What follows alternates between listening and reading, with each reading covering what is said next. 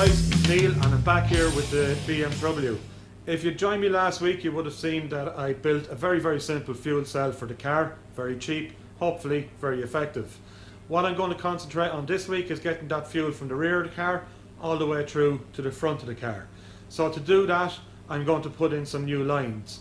There is lines on the car, the original ones, but the problem with those is that they are mounted underneath the car.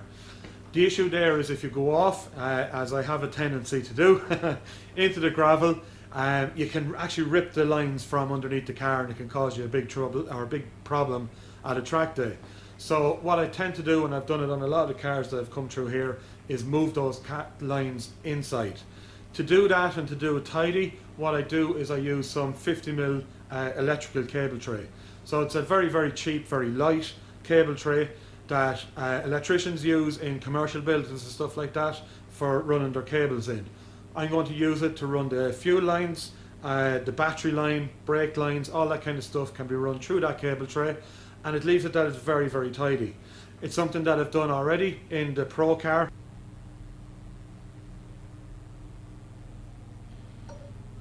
And I find it works very well. So first thing I'm going to do is start putting in the cable tray into the car, and then we can start making up some copper pipes and stuff like that and get it in there as well. Another thing that I have been doing is working on the electrical side of it and run the engine on its own loom pretty much completely. The only thing you have to add is earth and power. So a lot of that has been done already. I've figured out exactly what needs to be done to get power to the engine. We obviously had the engine running before, but there was a lot of extra cables and bits and pieces hanging around. So I've identified what all those are and I've got rid of the vast majority of them. So as I say, next up it's going to be get the cable tray in, get the fuel lines in, and then start wiring up the car, and hopefully by the end of this episode we should have the car back up and running again on all new wiring and fuel lines. So we'll get on with this here now and see if we can get it cracking.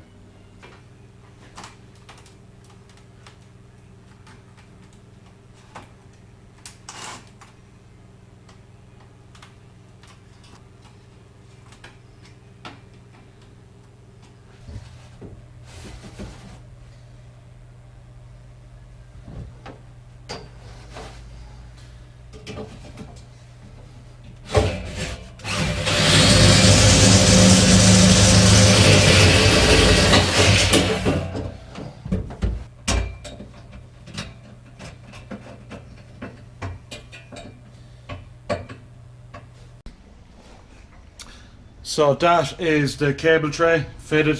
I riv nutted in the bolts, so it's all bolted in into place. Coming through from the front, through to the back. I've the firewall taken out there as well. You can see the fuel tank there, the other side of it. So next job is to start stripping all the cover off that copper pipe. That's just a 10mm copper pipe, and start getting that into place. So essentially this job is a benders. It's just a little micro benders for, it'll do brake lines and all that kind of stuff. First thing I want to do is put a bend that's going to get the pipe out through that grommet, and then we can start setting it into place.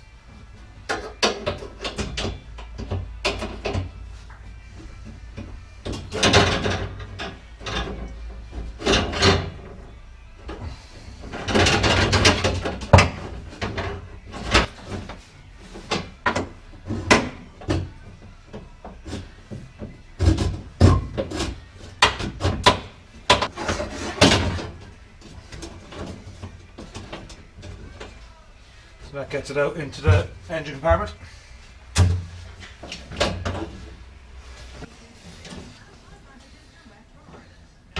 It's kind of a guessing game, but by the time it goes down, somewhere about there I'd say. So we just pull a 90-degree bend on that.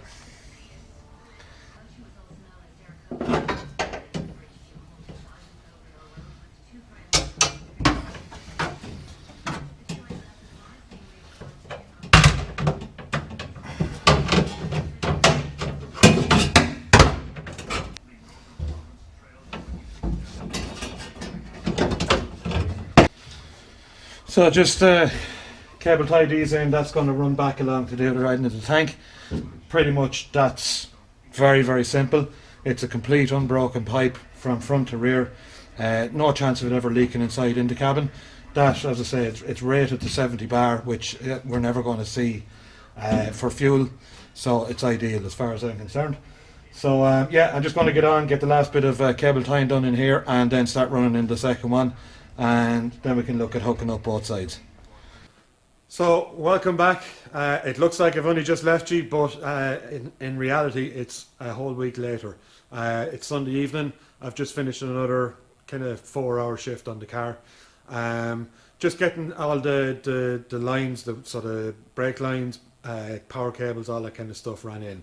So while it looks like very little when I show you in a second, there's actually a hell of a lot of work gone into it. So between that and also obviously working, I've been very busy. So I'll give you a look at what I've been doing inside.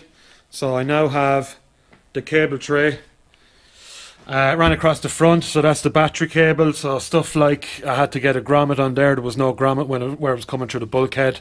That had to be done. That's the battery cable that's running into the engine up to the starter and stuff. There's a new battery cable, and I also have a 7-core cable there as well. So the 7-core is running to the back, and I can use some of the cores for fuel pumps, brake lines, all that kind of stuff. That there is the engine. So that's the cable coming from the engine for the start, ignition, all that kind of stuff. So those cables are running down with the fuel lines that I showed you already. And I just turn around. I also have new brake lines, so all the brake lines, every line that was underneath the car is now inside the car. So this is coming straight from the brake master cylinder. I've got the ABS pump is gone, coming down along, and it's going into the cable tray then, and it's running with everything else towards the back. That just goes, that's the brake line going through, and there's a little T-piece just behind there. So yeah, while it doesn't look like a huge amount, it did take a fair amount of work to do, because there was so much little bits and pieces that I just wanted to sort out, fix while I was doing it.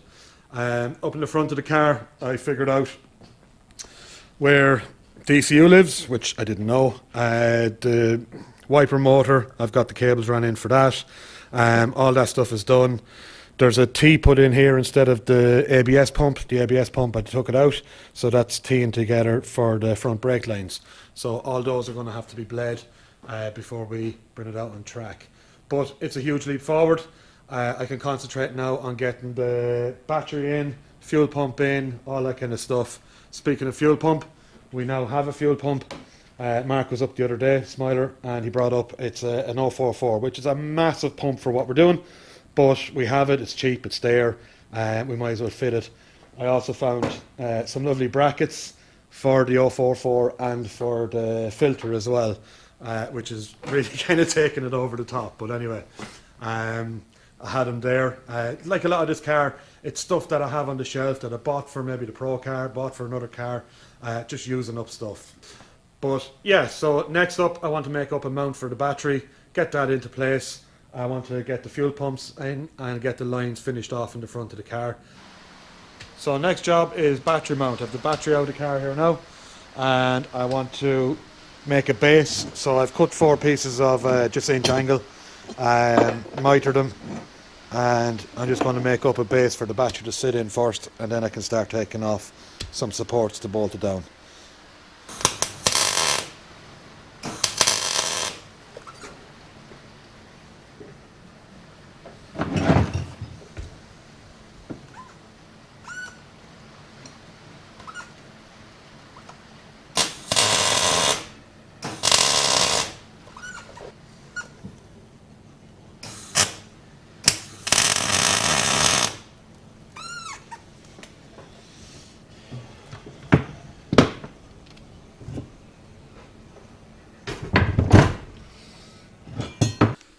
So I just have the battery mount finished. I have it sitting here.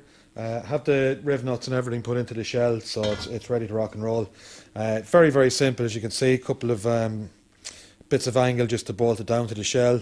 The battery can't move when it's sat into the angle iron, and then a couple of nuts welded onto the side. Strap goes over the top and holds the battery into place. So that's ideal. Battery won't go anywhere. Perfect. I have come to the end of the episode. I did promise, or I did say at the start of the episode, I was hoping to get the car starting by the time we got to the finish. Unfortunately, it didn't quite happen, but there's always next week. So join me next week where we will get the car started. Hopefully, that's my get out of jail free card. But yeah, just I have to finish off some wiring, do a few bits and pieces, and get this car started. So join me next week, just like clockwork. Can't wait to see you then. Thanks for tuning in. Good luck.